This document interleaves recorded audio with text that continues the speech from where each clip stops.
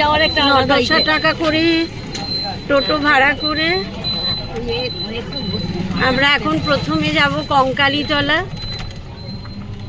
তারপরে অন্য ডেস্টিনেশনগুলো যাব, দেখা যাক।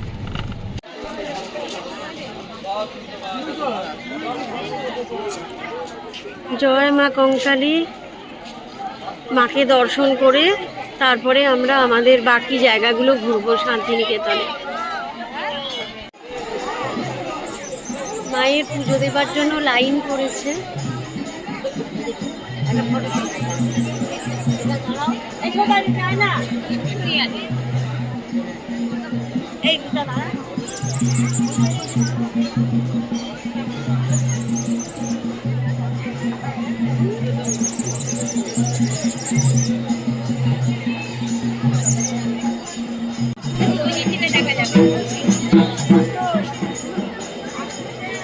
লাইন, পুরো লাইন।